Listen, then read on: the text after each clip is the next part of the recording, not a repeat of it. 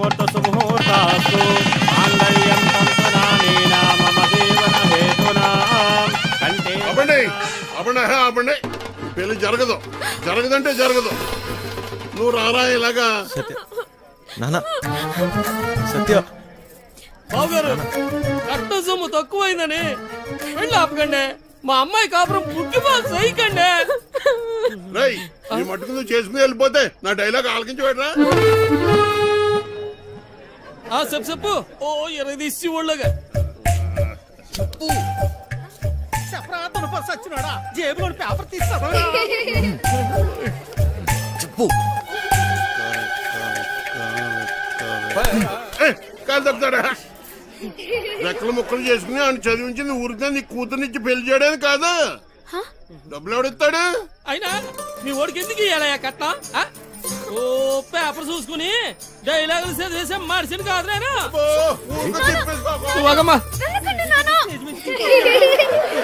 Cinema మధ్యలో వెళ్ళిపోతావేట్రా?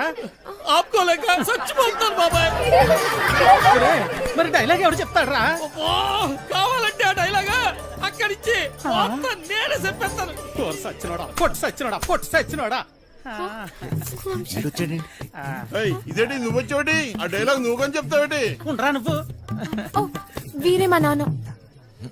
మరి వాడొస్తే please ఇంకా కన్ఫ్యూజ్ చేయకు. కన్ఫ్యూజన్ ఏంటి? నేను మీ అమ్మనమ్మా.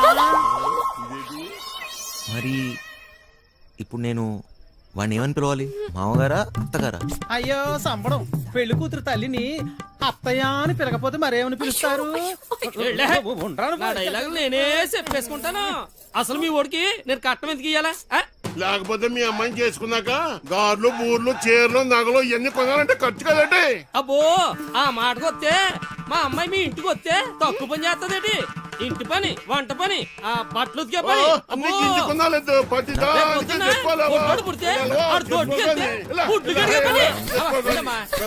ఆదివారం చికెను, మంగళవారం మటను, రాత్రి అయితే అది ఇది. ఆ లెక్కన మీరే మా అమ్మాయికి. నాకు ఈ పెళ్ళి వద్దు నాన్న. ఇలా కట్నం తీసుకున్న అబ్బాయిలంటే నాకు అసహ్యం. ఇలా కట్నం తీసుకుంటాడని నాకు ముందే తెలుసుంటే నేను ఈ పెళ్లికి ఎప్పుడు ఒప్పుకునేదాన్ని కాదు. సింపిసివమ్మా. సత్య నాన్న నాకు ఈ కట్నం వద్దు నాన్న. నాకు ఈ అమ్మాయి నచ్చింది. ఎవరు అవునన్నా కాదన్నా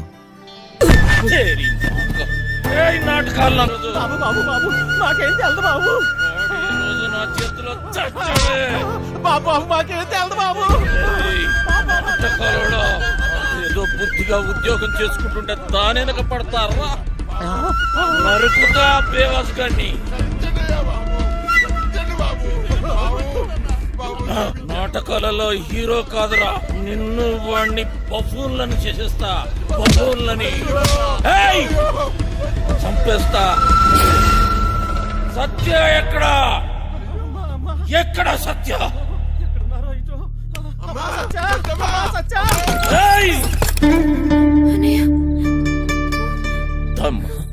ఎందుకు వచ్చావు? వెళదాం సత్య. నేను రాను, నీతో రాను. అర్థం చేసుకో. వదులు. రా. నేను రాను. రా.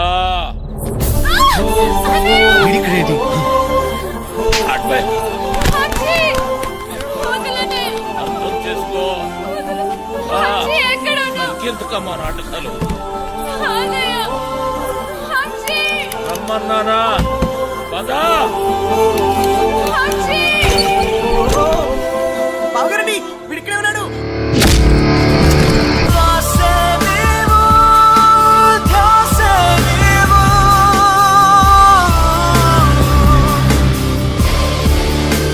గుర్తుందే నీకు? అదెవడో అడ్డమైన తోటి రోడ్డు మీద పడి తిరుగుతుంటే నువ్వు ఇంట్లో కూర్చొని ఏం పీకుతున్నావే? అది నా చెల్లెలు. గుర్తొచ్చినప్పుడల్లా ఇలా వచ్చి అలా వెళ్ళిపోయేవాడివి. నీకే దూర చెల్లి, సిగ్గులేదు ఆ మాట? నీ మొగుడితోటి మాట్లాడుతున్నావన్న సంగతి మర్చిపోతున్నావు. తాట తీస్తా. ఆగు.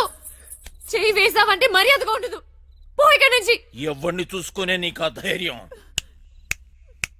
రమ్మను వాణ్ణి. ఈ రోజు నీ సంగతి వాడి సంగతి తేలుస్తా. వాడు నీలాంటి ఎదవతో గొడవ పడడానికి దొంగ ఎదవ కాదు.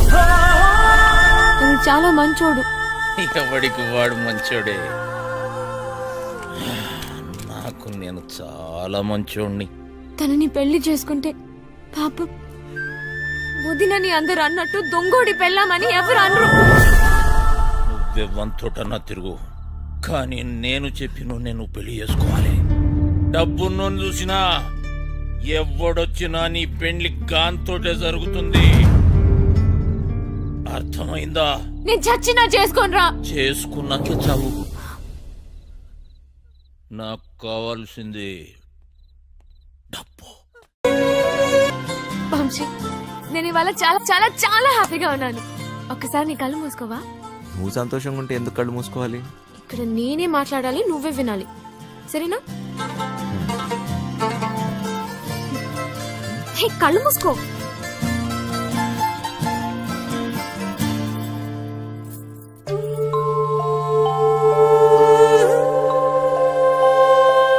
ఇదెలా తెచ్చావు? ఇది నీ ప్రాణం అన్నావుగా, ఇప్పటి నుంచి ఇది నా ప్రాణం అని అనుకో, సరేనా?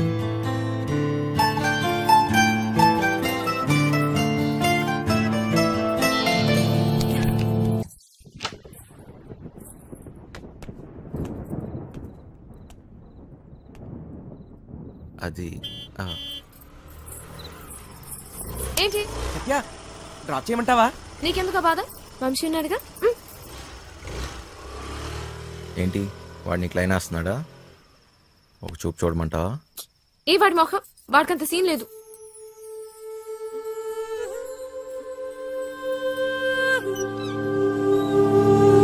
పైన తాళాలు మర్చిపోయాను.